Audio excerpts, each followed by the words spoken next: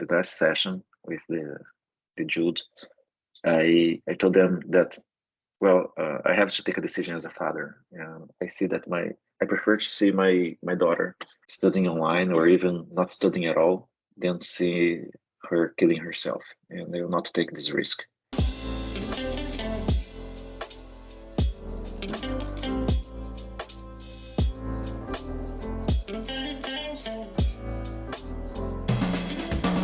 Hello, everyone. We are here with Professor Márcio Silva, and it is a pleasure to have you here with us. Before starting this interview, we wanted to ask you a little bit of your life, which classes are you giving, etc. If you could give us some insights. I am at Nova since 2020.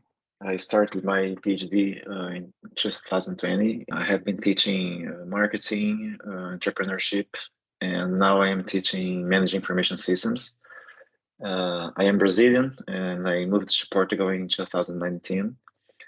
And I came to Portugal mostly because I'd like to be closer to my daughters. I have never been solely a teacher. I always had a career, a business career, but I love teaching. I love sharing information with students and with faculty, and I have been doing this for about 22 years now. So it was quite natural to start teaching at Nova when I started the PhD course. So I am very glad to be part of this community. So it's a pleasure being here. And it's a pleasure for us to have you here teaching. We know that you have a daughter, a transgender daughter. How was the process of transitioning of your daughter by your point of view? What are the thoughts that went through your mind? Well, it happened about 3 years ago. She was 14 at that time.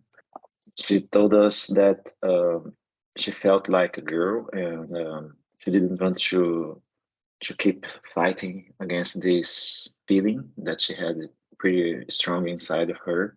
In the very beginning, I thought that it was a decision, and it took me some time to figure out that it was not a decision like I want to move to Portugal or I want to live in Brazil. It's a strong feeling that she cannot just deny. But in the very beginning, when she told us, it was a messy, so many different feelings inside. At first, I was feeling like I was losing my son. So I had a couple, a boy and a girl, and then suddenly I was feeling like, well, now I do not have a boy anymore, and I have two girls. My first reaction was that, okay, it doesn't matter if you are a boy or a girl, you'll always be my son, daughter, it doesn't matter. As long as you are well and happy and comfortable with yourself. At that time, I was struggling to try to accept this as fast as possible. So I told her since the very beginning that it would be a process, that it would not happen as a single moment, that she would tell this to the world, and then everybody would just understand this and accept this. But since the very beginning, I was encouraging her to be happy. Doesn't matter what it takes to be happy, as long as you don't pass over other people. I knew that it would be a very difficult period. One of the toughest things in my perception, it's pretty difficult for her to accept herself, because she told me several times that when she looks into the mirror, she cannot see a girl. She sees a boy transitioning to a girl, and sometimes she doesn't see a girl at all. And if she herself cannot see, especially other people, of course, will not see this as well. I can only imagine how strong the feeling of dysphoria may be, and how hard it might be to deal with this every single day. We need to think that also getting our family to understand us and to support us in the best way possible is a process that takes time as well. Sometimes we, out of frustration of living so many years hiding and scared. When we finally talk about it, we expect either like a bad reaction or an amazing one, and that's not how it works most of the times. And having like a father, a mother, tutor that might tell us it's okay, I'm gonna go through this with you, is really important. That brings me to another point. So you talked about your experience, but like, what about the rest of the family, the chemistry with our sisters, your wife, for example? Everybody here accepted her very well, very nicely. We are an open-minded family. We have some friends of ours that are gays or lesbians, and but this kind of transgender is quite new for us. My daughter is the first transgender person that I have ever met or talked to, and this is quite new for me. We were trying to support her and tell her, okay, we understand and we accept you, whatever. But sometimes I'd like to ask her, are you really sure about this? When was the first time that you perceived that you were not comfortable in a male body, that you were perceiving yourself as a girl, not a boy? It started happening when she was about 6 years old, that she was started thinking and considering, am I really a boy, or what does it mean to be a boy? And but then it was really strange because even though she told me that it happened, or this kind of questions started arising when she was 6 years old, she never gave us any tip about this. I had no clue about that, the things that might happen or might occur to her at that time. And we always told her that we really want you to be comfortable. We want you to be happy. We want you to also understand that it's not an easy thing. I think that me as a father, sometimes I was uh, wondering, are you really sure about what you're doing?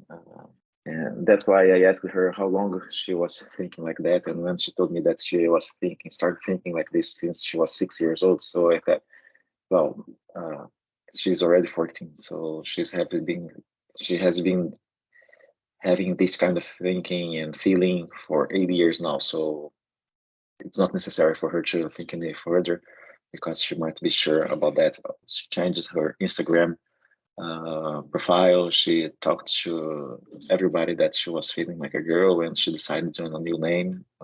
Now she calls herself Olivia, and so she was pretty pretty sure about what she was doing. Or at least she seemed to be pretty sure. At other times, I perceived her a little bit confused because since she was not seeing her as a girl, especially physically, when she looked in the mirror, she started getting too upset.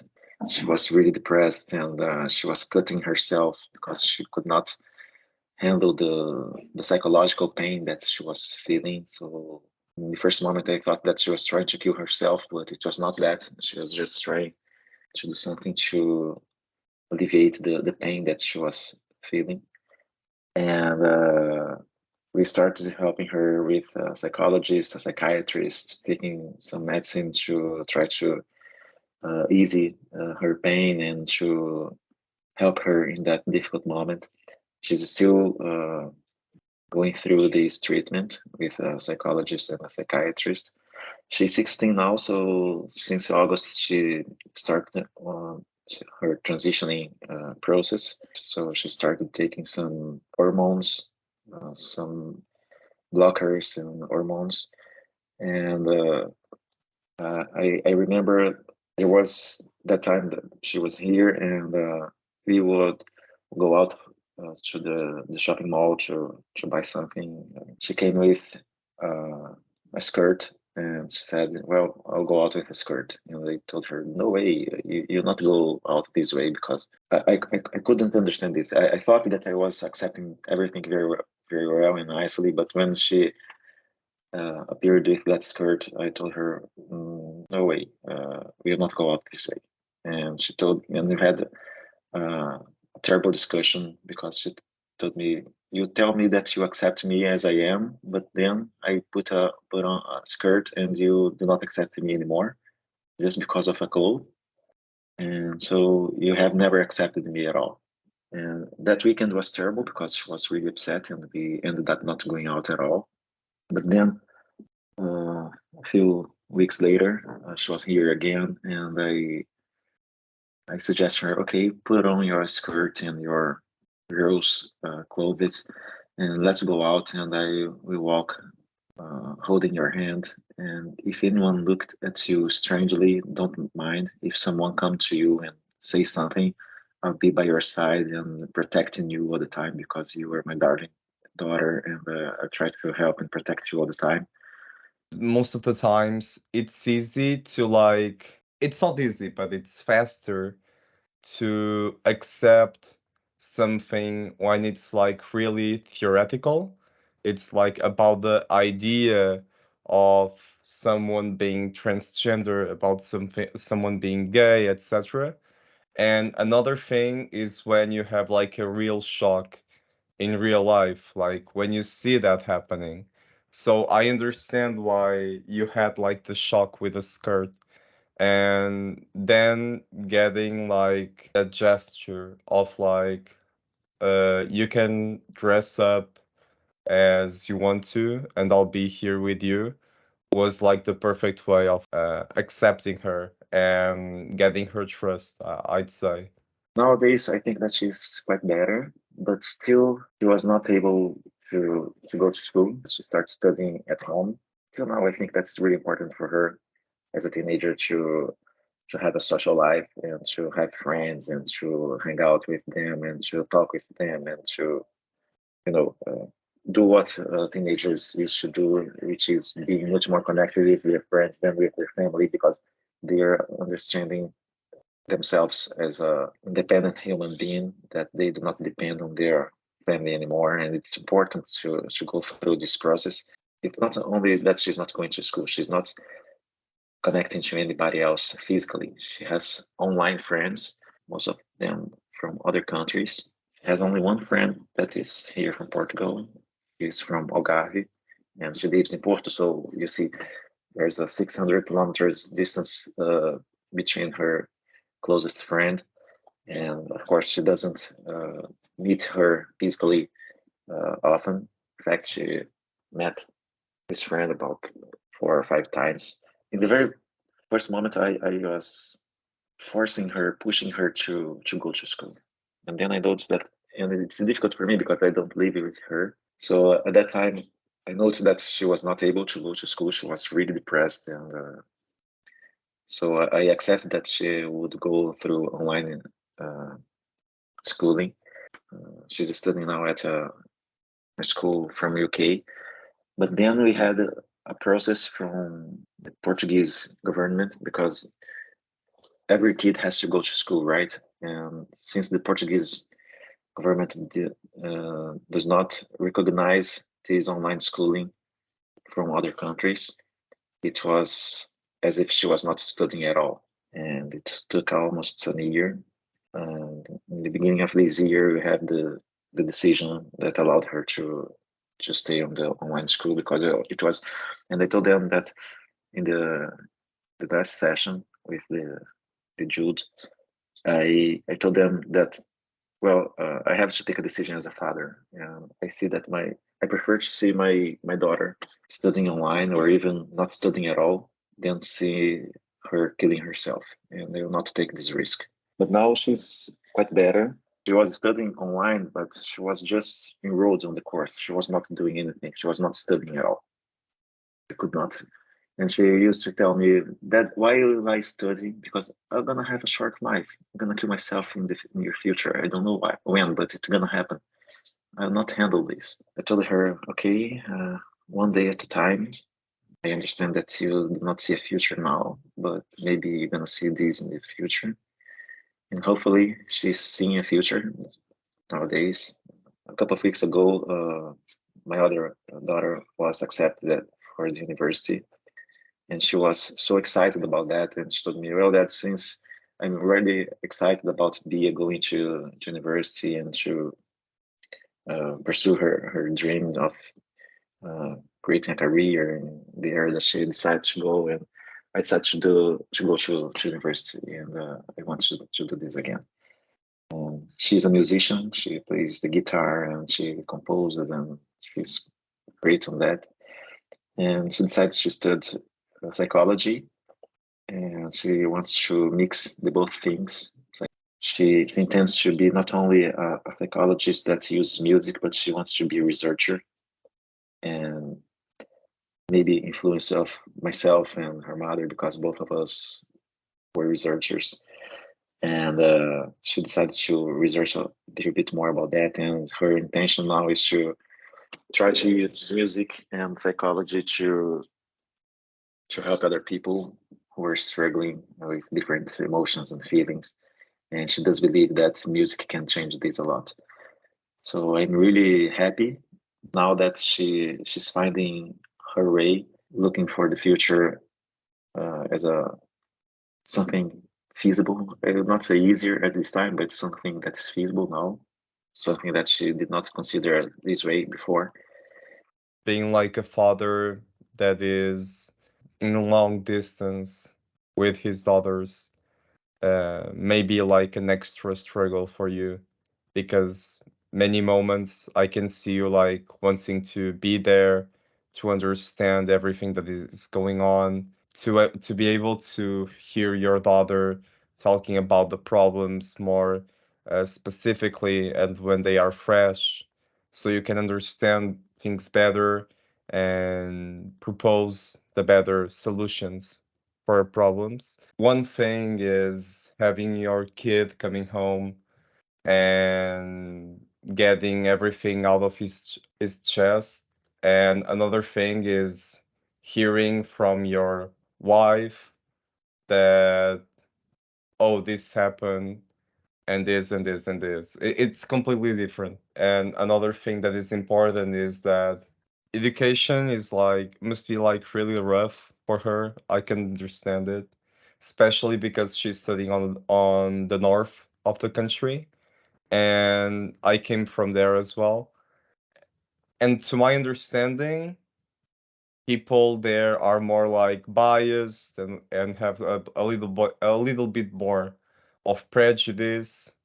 um People that grow up there don't have like such a filter as people have, the Portuguese have here in Lisbon. It's way easier to have someone cursing on the street or in a normal conversation. So I can understand that when you are different, the chances of you like hearing hurtful things with higher intensities, it's way bigger, it's way higher. And it's a shame to know that it's so hard to like find a school on which you can have like a transgender kid um feeling safe to go to school and have a class. I think that tells us that we have long ways to go still when it comes to this, and when it comes to like creating safe spaces in school. um Most of the times we just like put a blindfold in our eyes and forget about these problems. From what you heard, what are like the main problems in our education system regarding this? We came to Portugal, they came in 2018, and I think the following year, and they went to this school, which is an international school in Porto. The reason that she was not able to go to that school, it's curious because the first the first moment I thought that she would be worried about bullying or other students treating her in a hurtful way. But instead, it was not the case because all students respected her. They did not. There was one comment here or there, but it was not what was bothering her. The main issue was that teachers were not willing to call her by her social name, Olivia. And this was the toughest thing for her. And she told me that you cannot understand how painful it is each time I hear that name that I hate. It happens several times every single day when I go to school because all teachers call me that name. So we tried to talk to school direction about that, and they told us that they could do anything because they did not have a document, an official document, saying that she could be called Olivia instead of Thiago. And this is the reason we decided to change school by the end of the educational year. We thought that it would be easier when going to a public school because we read the legislation here in Portugal and we noticed that schools are obliged to call students by their social names and starting at 14 years old. So the public school did not exactly do the same way that the private school was not willing to do. And this was the problem at that time. But we tried 3 schools. She was so depressed. She was so down that she could not handle going to school anymore. And then we decided to go to this online school so she did not lose the educational year. We never know if we did the right thing or not. Maybe we should have pushed a little bit more and insisted so she go to a physical school. But at that time I did not want to risk having her more depressed and doing bad things at that time. I don't know if other schools are more receptive. I was talking to a friend of mine.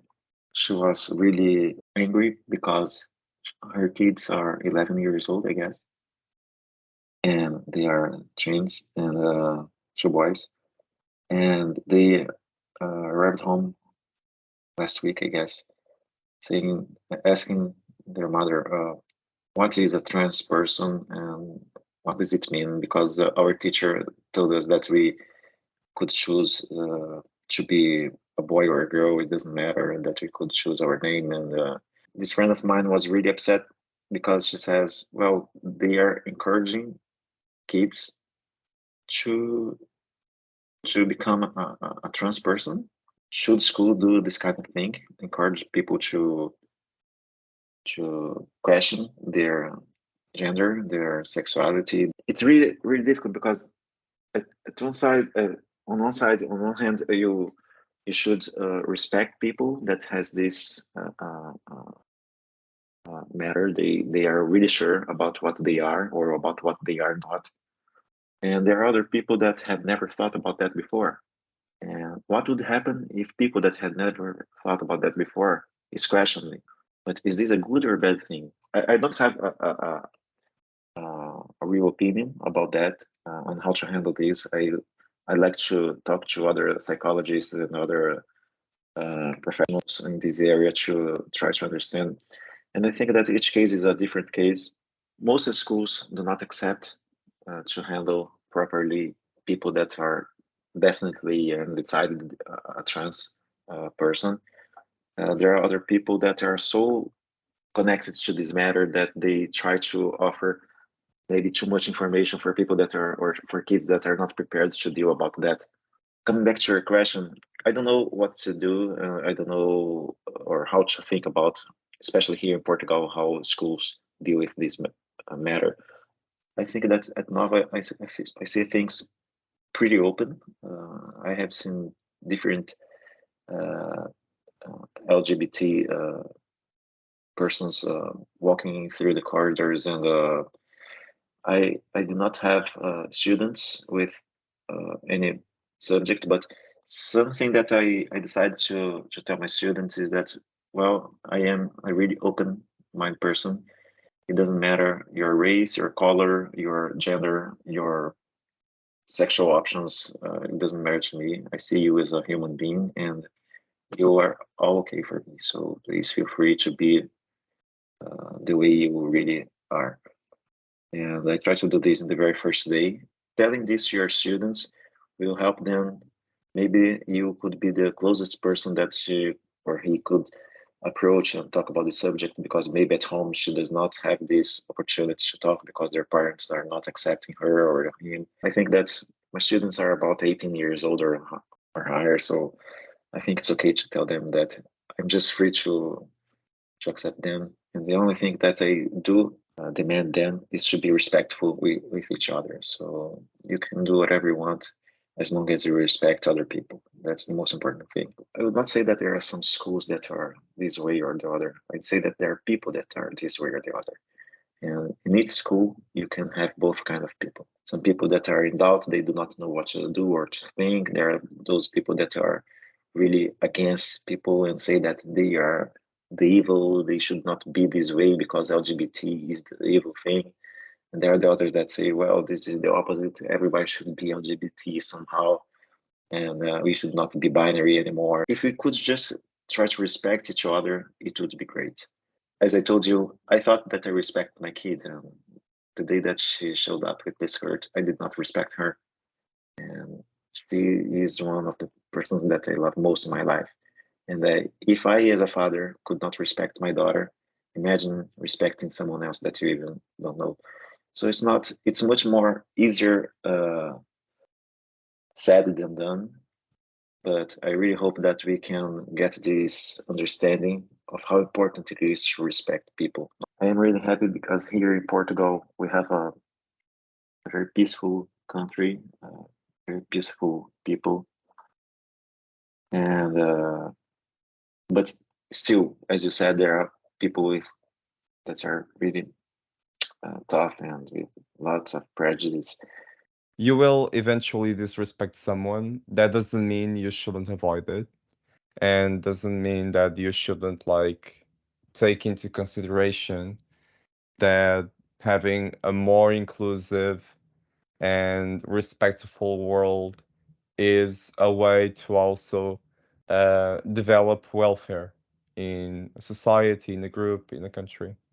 When it comes to like education, I think I talk by the club by saying that I don't think that is a problem, because we tend to like have a sense of like prejudice, and we tend to like disrespect what is the normal.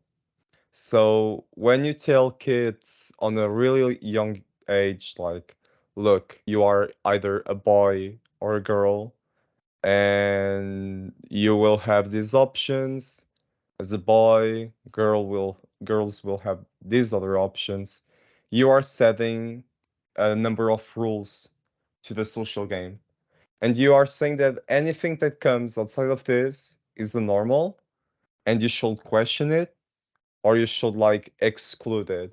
So what you are creating is a set of young kids that they will hit puberty, they will have experiences, and they will question themselves, and they will try to show these things that are really natural and are part of their identities, because sexuality is a part of your identity, is a part of who you are as a person. It doesn't define you, but it's part of who you are, you know. And when it comes to sexuality, I mean, from what I've heard from many people, many different people from the community, is that sexuality is something really fluid. You can feel like you know your body and you know your sexuality and your mind, etc., up to like 40 years old, and then suddenly you start feeling something different. And that's fine. That actually happens. So maybe it could be problematic depending on what you tell and how you tell. You can have like the intention to give the right information, but you aren't like able to communicate it very well. And so you give information but with some errors in the middle. At this point, it doesn't matter if your kids hear about this at school or not, because eventually they will get this information and they will hear about this. That shouldn't be like a concern of a parent anymore, if they are gonna hear about this or not. It's more about, okay, so they're gonna hear about this. At least I want the first time they're gonna hear about this and the information they're gonna take about this theme to have quality, to be right. There were more two themes that you talked about like previously. The first one was about the legal system, that you said that it was really hard and it took almost like a whole year to get your kid to study in an international school outside of Portugal. What were the main challenges in that situation? And do you feel like the legal system isn't like as inclusive and doesn't take into account these human needs of the transgender community? Well, I'd say that the legal system is a difficult thing. I am not a lawyer. I do not know anything about the legal system, but I say that it's really difficult for any system to handle all kind of situations. We try to create a set of rules that should apply to everybody, and there are situations that are not that have not been thought before. Let's suppose that my daughter was not depressive about this transgender thing, but let's suppose that she was sick and that she was not able to go to school because she was not able to walk or whatever. Would I be persecuted because she was not going to school? Probably not, because she cannot walk. But since people don't understand what depression is and how difficult it is to live with this kind of disease, because it is a disease, they just consider, well, she's not going to school because she doesn't want, and which is not true. Considering the legal system, it took us about a year till we can come to the judge face to face. And when we had this opportunity to talk to the judge face to face, during the session, the judge was just great. She was not reading every single page of the process. I'm sure she did not. But then she was considering the situation of my daughter. And my daughter was really depressive. She was at risk of killing herself. And I told the judge, I will not risk this. If it's necessary, I will leave Portugal. I will do whatever is necessary to keep my kids safe. And she told me that we don't want you to leave Portugal. We don't want your kids to be at risk, because you have done everything possible to try to take care of her. You did not take this decision by yourself. You had a lot of specialists talking about this issue and working on this situation, and you have a group of people taking this decision together. So I am not able to tell you that you're not doing the right thing. I understand that my role here is to understand that there are a set of rules, but you are not able to be treated with these rules because this situation was not predicted before when the rules were written. So my role here is to understand this and treat you in a different way, not by the rules. When I left the session, Olivia told me that you do not understand. It's like I had removed 1,000 tons out of my body because I was carrying this, because I was considering that you could be persecuted, you could go to jail, because she was considering the worst scenarios because of myself, and I was feeling responsible for putting you and my mother in this situation.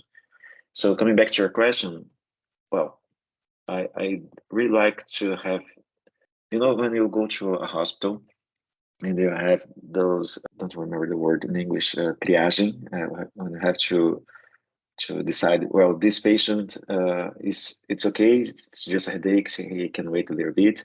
In this process, you decide what to do in each situation. And I think that in the case of my daughter, that she was really at risk, I like that the process would be faster. I think it was important. There are other situations that is not that important at all, and we can wait. But there are other situations that we cannot wait. I think we have a long way to go. Depression is something tough because depression can be something short term and can be something you're going through. But when depression doesn't go away and stays with you, then in fact it turns into a disease, and being something that is like psychological is harder to track. So I think we need to first develop a better understanding of the suffering that people go through in different situations. Just to like finish it off, I will ask you if you have any tips for either young kids that are going through this process with their parents, and the same for parents as well. And if you know strategies or organizations that you can go to seek for some information and help when it comes to like dealing with this. I'd say that one thing that's really important is not to try to take care of everything by yourself. It's really important to have support. A good psychologist is really important, not only for the kid, but also for the parent. In certain situations, maybe a psychiatrist, if the kid or the parent is struggling too much.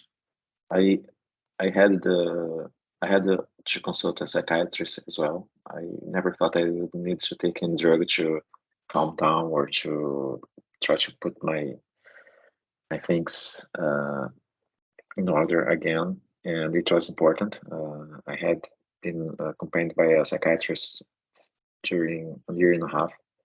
Talking about the issue with different people is really important as well, because you get different points of view that you had never considered before. So if I have a single advice here is, do not try to do it on your own, because it's not easy.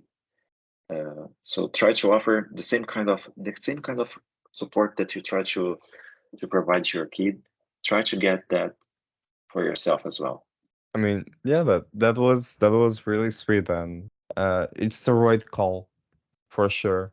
Also because when situations like this happen, different feelings and different situations that were probably lost in the past come back to life, etc., and bring problems and prejudices that need to be talked about and dealt with. It was really informative. I liked it so much. Thank you again for being here. It was like a huge pleasure getting to hear about your experience and the struggles that you've went through. And I think this was like really important either for like parents and future parents, and for the students that might be hearing this and that went through similar situations as it was for me. So once more, thank you so much. Thank you, Filipe. It was my pleasure. I'll be around, so count on me. Whatever I can do to help the club. I put this as one of my desires to learn more about the community, to help the community somehow. And of course, I decided this because of my daughter, but now it's something important in my life to try at least to understand more and learn more and help more. Have a nice weekend. Sure. Thank you so much. Bye. Bye bye.